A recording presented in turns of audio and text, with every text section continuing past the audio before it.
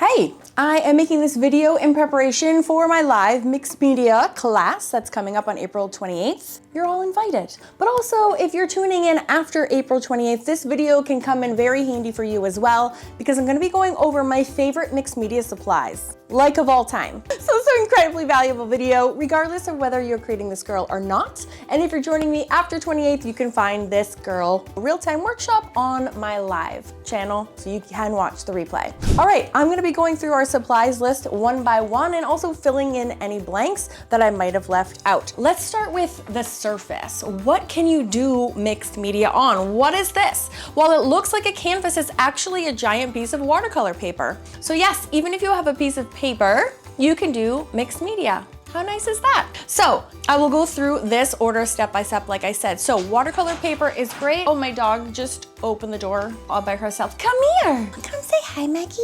This is Meg Maggerson. She's a baby. Okay, so watercolor paper is great for mixed media. Just make sure it's heavyweight. Some mixed media paper, watercolor paper and mixed media paper, which you can also do mixed media on. Some is really light, so like 95 pounds. You want at least 140 pounds because it's gonna need to absorb and handle all the collage and the gesso and the paint and the sealers and everything that you're putting on top. So make sure it's sturdy paper regardless of what kind. That being said, you could also use cardboard. You can use an art journal. You can use canvas as well. And in fact, I just was at Jerry's Artorama yesterday and I picked up this oval canvas and I thought she would be amazing on an oval canvas, right? Like, hello. So this is 16 by 20. That would be a great size. This piece of paper is 18 by 24. You absolutely do not need to work as large as I do. I'm just weird like that. So this brings me to my second issue that I want to make sure that you understand, which is size and scale. So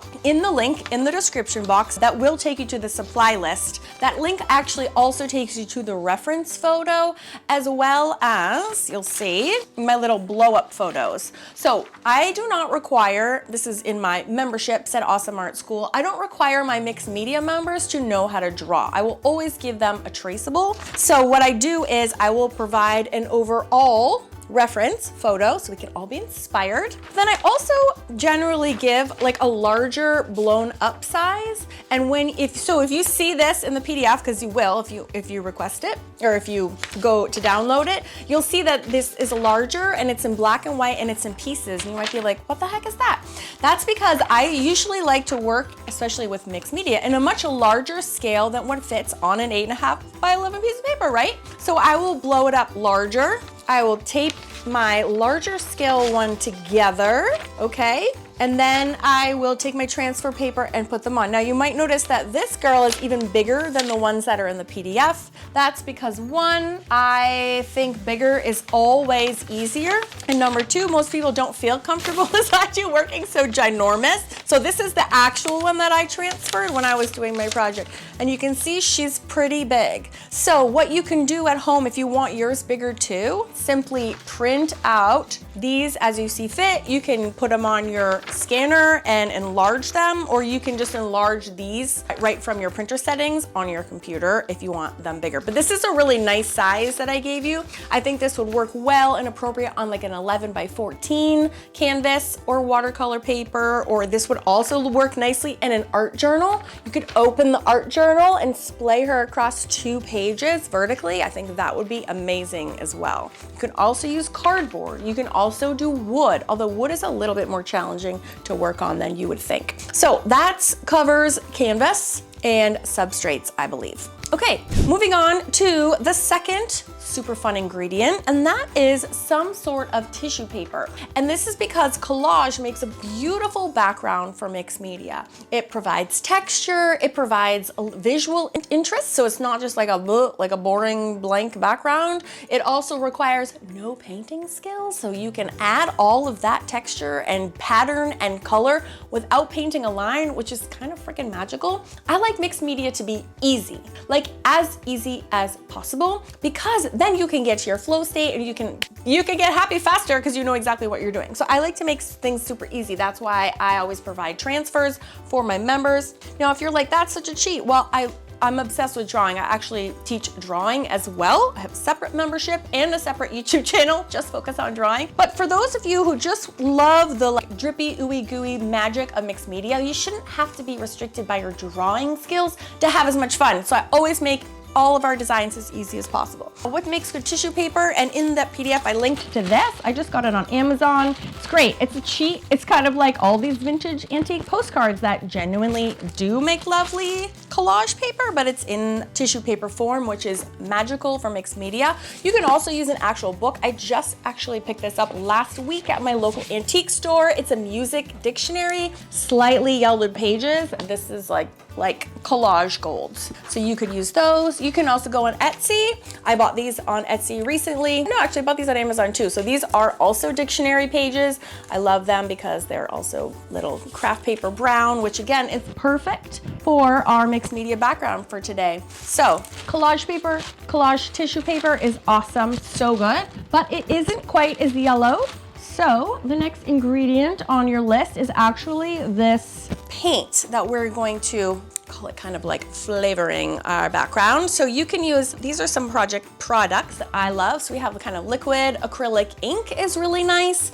And you can just use it in any of these. Honestly, I just do it by eye. Anything that looks like vintage, grungy, kind of old. So this is transparent raw sienna by Liquitex is a good one. Golden has these high flow acrylics, which are basically like inks. It's like equivalent. This one's another one. This is a burnt sienna, which is also kind of good. And this is my favorite one, which is the transparent brown iron oxide, which is the one I believe I used. But I just wanted to show you that like anything in that family, it's fair game. Works great. So what do we glue how do we glue our collage paper on? Well, that is a really good question. And my legs were killing me, so I'm full on just sitting on my studio floor. Okay, the best adhesive for gluing tissue paper is matte medium, and I really like the one by Liquitex. It's a really perfect consistency and viscosity. I worship this. I buy it by the gallon. It's an amazing product. So that is what I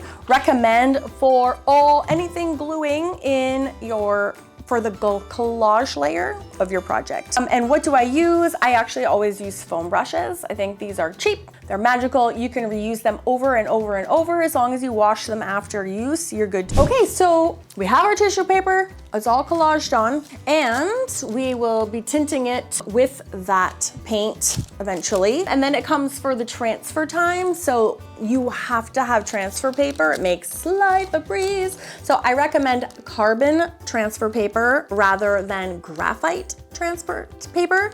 There is a difference. The carbon is black, black, black, which is so great because it helps you really distinctively see all the lines when you're going to transfer. So I will teach you during the live, but you just basically, long story short, put the carbon side down, place your traceable over it, use a sharp pen, and then just trace, which is why mine has all these. I used a green gel pen, which is why you can see all the green on my girls' tracings. Okay, so carbon paper, transfer paper is a must. Then it's nice to have a little bit of gesso to put on. So gesso is a surface prep. Just like you would paint a wall in your house, say if you're gonna painting the wall red, you would maybe prime your wall with like a dark gray, right? So you don't need as many coats of red paint on top. Conversely, if you're doing like a really light color wall and you had like the dusty gray color, whatever. I was gonna say floorboards, but like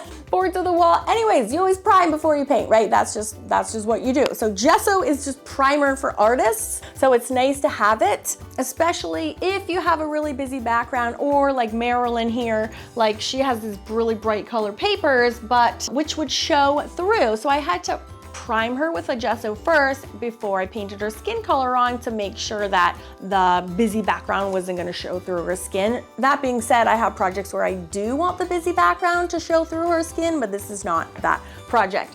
So it's nice to have a little gesso on hand. Again, Liquitex is my favorite brand, so definitely grab some of that. Once we have her gessoed, we'll be painting her in. You can choose your own colors. I'm just using all of the ones which happen to be from one of my signature sets that I sell with Jerry's. I'm a brand ambassador for Jerry's Artorama. Just pick whatever paint you want. I'm not like a snob like that, I don't care. Just paint colors that you love. The colors that I use are in the PDF. But also, that being said, feel free to go your own way. If you want to do hers in reds or pinks and reds, or make her have yellow hair or make her have brown hair, like, please feel free to be creative and do your own thing. That would be amazing.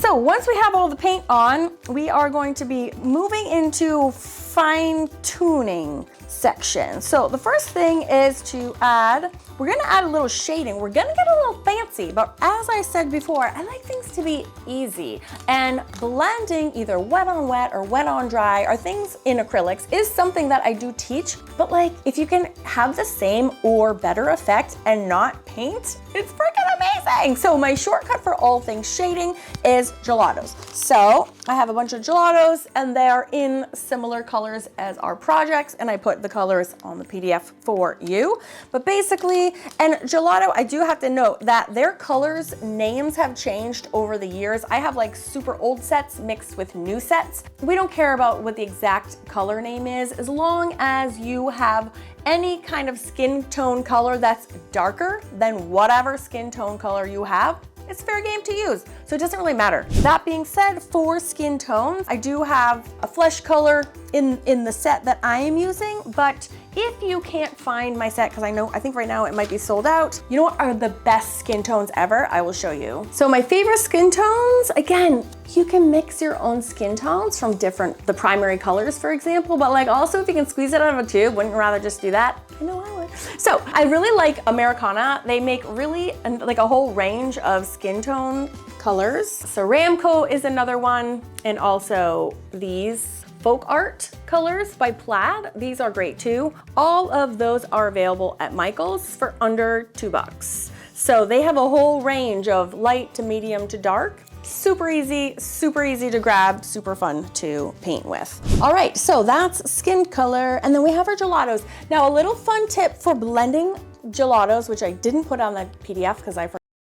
Actually, you can use a little blending stump. Like this is a regular blending stump that I would actually be using for like graphite, but it's good. Like I had some issues getting the shading on her nose to cooperate, so I was actually able to use the blending stump to kind of like scoot it where it needed to go. So that's a little hot tip about that. Another thing I forgot to add on the PDF, which is a really good point. Thank you to Deb Scott for bringing this up over email. Girlfriend, thank you so much for having my back. You might want to have a hairdryer around. I do, because no one wants to sit here and watch me dry paint. It's really boring, as a matter of fact. So I actually keep this hairdryer. This is actually just a travel hairdryer that it's not an art dryer. It's like a actual hair dryer, and I've been using it for years. I keep it plugged in on my art table at all times, so I never have to wait for paint to dry, because who's got time for that? It's like, I'm having fun right now. I don't want to wait for anything. Another little fun tip for applying this background paint is using sponges.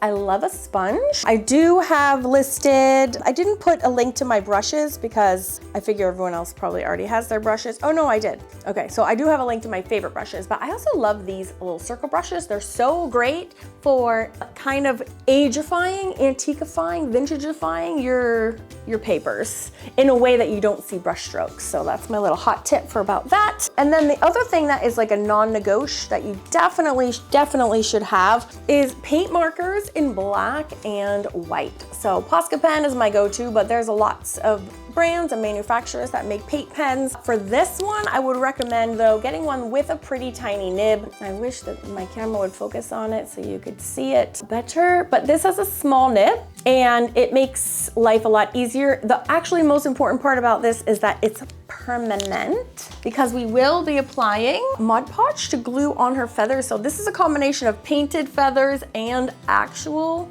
poofy feathers. And so we want to make sure that our outlines are not going to smudge. It will blend the gelatos. I love that it does that. And then I do also have links. I don't have links. I have Ware and Michaels. I bought these, which are also gonna match my own peacock dress, by the way, because I will be in full costume while I'm doing this with you. Okay, so we have these, and we will be using the Mod Podge, which is really the final ingredient, to adhere the peacock feathers on, but also to seal the entire painting.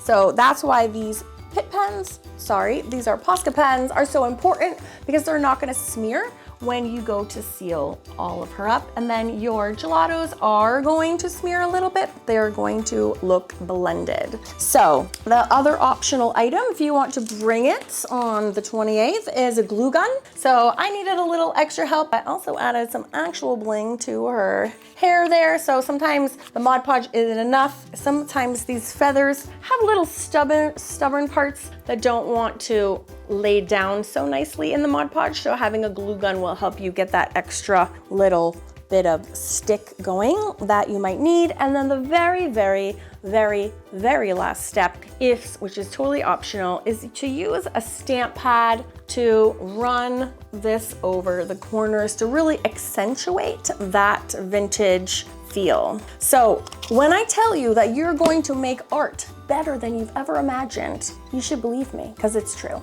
We're gonna have so much fun on April 28th. I can't wait to art with you. If I've left anything else or you have any other further questions, just drop them in the comment section below. And if you haven't watched it yet and you're gonna watch the replay, enjoy.